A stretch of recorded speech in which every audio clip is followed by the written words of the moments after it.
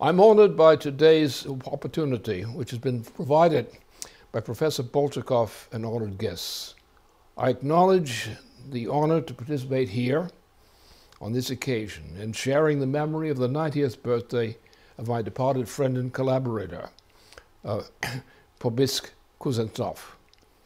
For this opportunity, I'm grateful to Professor Boltchakov and to the invitation to the historically venerable tradition of the Academy of Sciences. Time is short, so I shall therefore come directly to the topic which I recognize and share under the title of the current prospects for the preservation of mankind. It is a subject of my own increasing importance for both Russia and the world presently. It is a matter of fresh insights of urgent relevance and absolute historical importance. It is an honor of the scientific progress in the world as a whole, respecting matters now closely at hand. These are matters of both the progress of science and mankind alike. They are matters of immensely great value, matters to be considered from the standpoint of deepening margins of insights given to me in course of study of certain crucial implications, which I have lately recognized as deeper insights into what Vladimir Ivanovich Vernadsky had accomplished, both for science and for mankind's future. These are matters in his work which for me, when considered in the present light, have the relatively greatest future importance for mankind throughout this planet. Consequently, for me today, the emphasis on the work of Vladimir Ivanovich Vernadsky's work in science is to be located in what I have come to recognize with even improving insights has an even deeper relevance in his role as a scientist for the place of mankind's attempts to perfect our insights into the prospects of the future destiny of mankind. These are not merely measures for Earth today, but for a deeper insight into the distinction of the future role of the true principle of human life within our solar system in particular as well. This requires a deeper insight into the distinction of the quality of life of the human species, the quality of being the life of the human species, the quality of being absolutely above all other species known to us presently. The work of Vladimir Ivanovich's progress from during his life as a servant of the truly unique principle of human life is therefore to be placed apart from and above all presently known other considerations. His work now carries discoverable imports for us today beyond anything customarily considered by science heretofore. Therefore now, the notion of life as occurring within time is implicitly to be recognized as an essential emphasis that the meaning of time is to be located actually not in time as such, but rather as the measure of time within the bounds of the authority of the most unique and the most efficient principle of progress presently available, respecting the knowledge and practice of science by human life itself. The urgent matter immediately thus before us is that of present follies among nations, errors which would be corrected by a proper order in the cooperation of the willing nations immediately among us. In brief, we must act to end war as a global institution, an institution which must become itself relegated effectively to the past. We now face the reality of the presently rising threat of a global potential which menaces our planet with the threats of thermonuclear war's capability to bring about summary extinction of the human species. This demands that we lift our passions above the notions of mass warfare. We should have recognized and overcome that such warfare in earlier times, what they mean. To accomplish that purpose, a new order among sovereign nations, ending the influence of modern oligarchical empires in the Zeus tradition, is presently a virtually immediate precondition for the continuation of human existence itself. The work of Vladimir Ivanovich, when suitably considered by actually qualified scientists, and these matters must be presently reconsidered with the greatest regard for relevance, and therefore must be considered from a retrospective view of the imperfections of previous customs. What is wanted presently is a prescience which reaches into and beyond the ordinary notions of past experiences respecting the ordinary past notions of our solar system.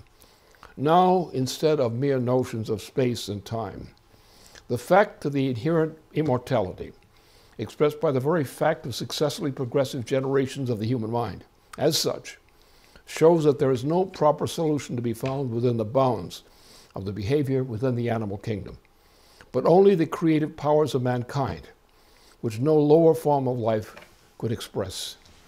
Time and space have often been presented and presumed among mankind mistakenly as to be the combination of separated qualities of time plus space. These qualities, which were often mistakenly presumed to contain mankind and the human mind as separated factors in human existence. Instead of the still commonplace error, the human mind, as Vladimir Ivanovich had come to understand it, is unknown among the lower forms of life. It is not separated by the still popular but foolish notions of time plus space.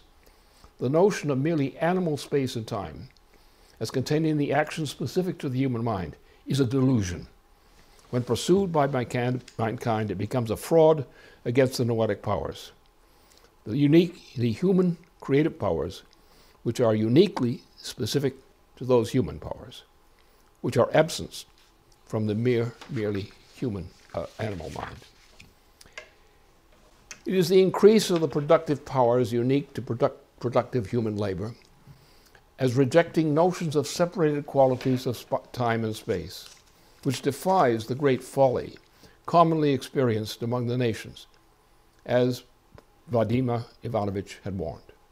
The principle of chemistry, upon which the practice of life as such depends, lies essentially in the upward evolutionary development of the human species, like no other known species. It subordinates space and time to advances in the powers of human labor, as he had presented that great principle unique to humanity. The separation of space from time is therefore a notion rooted toward human bestiality, as Vladimir Ivanovich had shown. It is the uniquely noetic powers of the human mind, as uniquely within itself, which must dominate the behavioral activities of all forms of life on this planet, that according to the uniquely noetic powers of life of the human species. That means the willful power of increase of the energy flux density of the human species' power to effect the revolutionary development of Earth's characteristics within the solar system. The truth of that matter of science is directly contrary to the wicked doctrines of such as both the foolish David Hilbert of 1900 and with the satanic Bertrand Russell of the 20th century. Both of those critters had excluded the principle of chemistry, that is, of life, from the 20th century and later notions of economy. The doctrine of Hilbert and Russell has been, in fact, the principal source of the actual collapse of the economy of both the United States and Western Europe since the assassination of President John F. Kennedy and since the pro-satanic environmentalist destruction of the economies of the transatlantic sector of this planet relative to the present. Eurasian progressive trends toward developments in important major sectors of Eurasia presently are crucial. So instead of the era of space and time as such, the fact of the inherent immortality expressed by the very fact of successive generations of the human mind finds no proper comparison with the mere animal kingdom as such. Time and space, as merely imagined by such pitiable, misguided, modern, current popular opinion, misleads the still credulous into treating the human mind as a mere subject of the domain of dead and living matter combined. Thus, merely animal space finds no proper comparison with the actual meaning of the human mind. In fact, there is no coincidence between the animal kingdom as such and those intrinsically noetic, that is to say, creative powers of the human mind, which have been indicated by Vladimir Ivanovich. Vladimir Ivanovich's notion of the acting will's noetic shaping of the process of life on Earth and beyond thus defines the relationships of time and space within the bounds of the noetic achievements expressed in terms of subordination of space and time occurring under the existence of mankind. Thus, his distinction of that true principle of human time, as distinct from the notions of animal time otherwise, is a principle of human life, which carries imports beyond anything customarily otherwise, especially respecting the unique role of man in creating true science. Now our subject must be slightly shifted in emphasis. Now the matter is that once we brought the present follies of the nations into an urgently needed immediate order among them, war as an institution must be fast relegated to the past, not by force, but by the authority of the informed mind and practice of mankind. Thus, the reality of the presently rising threats of thermonuclear capability for extermination warfare, planet-wide, requires that we lift our spirits and passions above the notions of mass warfare dominant during earlier times. The work of Vladimir Ivanovich, when suitably considered by actually qualified scientists in these subject matters, must be presently re-examined with the most vigorous and rigorous search for relevance and attention. We need a retrospective insight into the imperfections of the previous notions of evidence. There must be a proverbially fresh kind of view of universal relevance, beyond the merely conventional meaning of the name of universal principle. This time, we must be informed by what human represents when taken beyond the common past, but commonly mistaken notions of the bounds of our solar system. Now, instead of space and time as such, the fact of the inherent immortality expressed by the very fact of the successive generations of successively progressive developments of the human mind finds no proper comparison within the animal kingdom as such.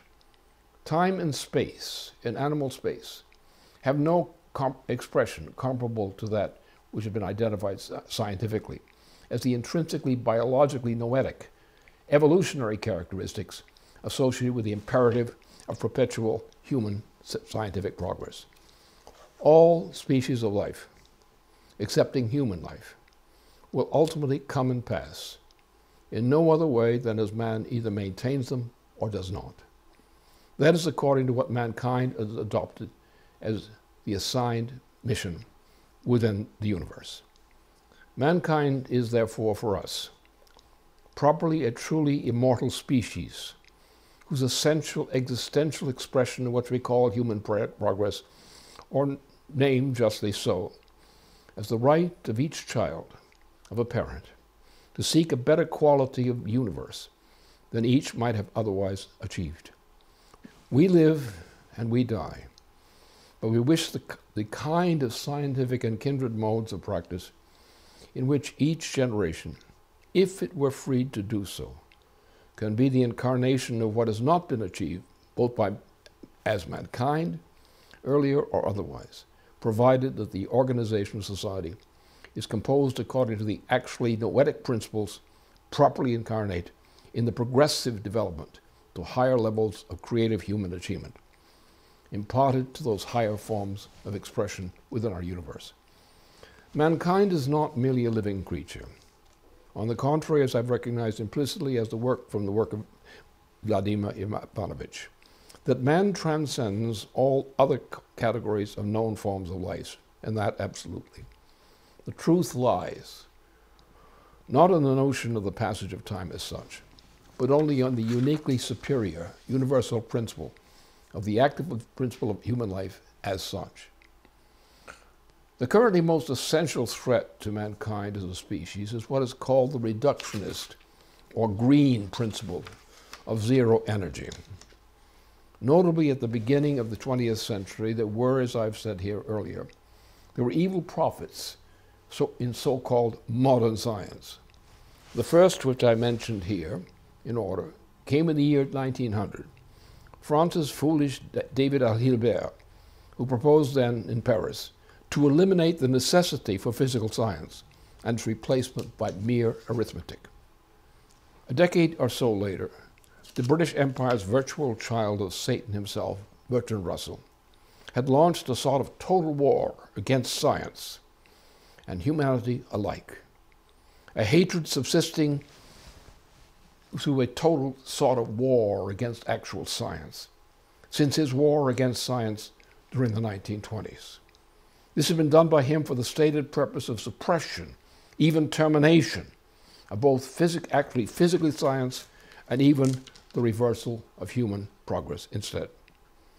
Consequently, since about the time of the ouster of Germany's Chancellor Bismarck, who had been the peacemaker among Germany, Russia, Austro-Hungary, and other nations, had a sudden seizure of acute moral decadence that had been unleashed by the British Empire. The assassination of France's President Carnot had been the first major step to the launching of what would actually become World War I globally, as continued for merely a mere moment until the next suspension of general warfare after what is known as Versailles. So, beginning of the 20th century, a moral decadence has radiated throughout most of the planet, radiating chiefly from a freshly enlarged British Empire, which has continued to curse the welfare of the planet generally, leading into the most presently renewed and continued warfare, radiating worldwidely today, from that British Empire up through the present date.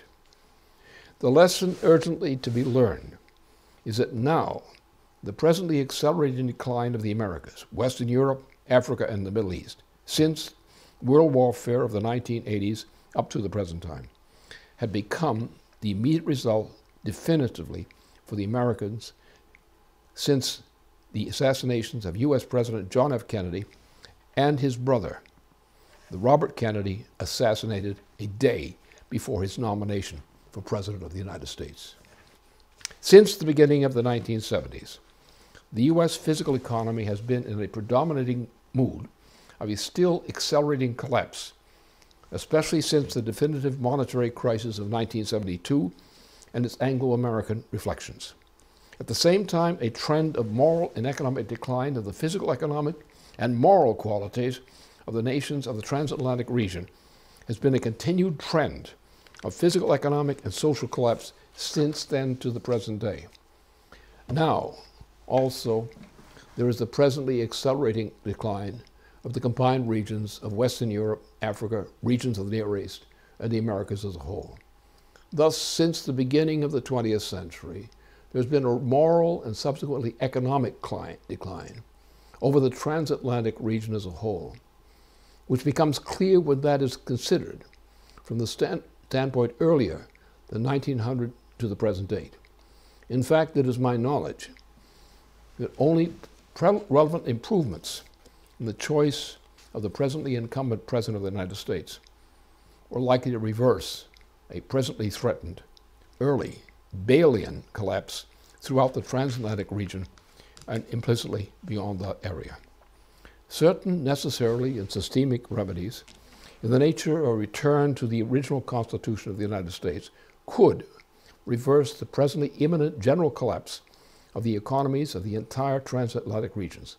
Otherwise, the situation of the transatlantic region were catastrophic, virtually globally and nearly in time. It is my best knowledge that only relevant transformations in the leadership of the United States government itself could prevent a now impending general bail-in financial collapse, now underway, of the transatlantic and related sectors. Relevant, immediate improvements in the U.S. presidency itself could curb that danger to the entire transatlantic region, if they were willing. My own publicly stated expert report on the relevant principles for the U.S. government presently would be a key to a needed solution if the British Empire's Zeusian grip were removed. If my proposed, actually presently publicized options for change in improvements were to be taken up, a physical economic recovery of the planetary economy is presently feasible among cooperating nations, even if the progress were regrettably initially slow. Our intention must be that an immortal human species must recover its true mission and live on so presently.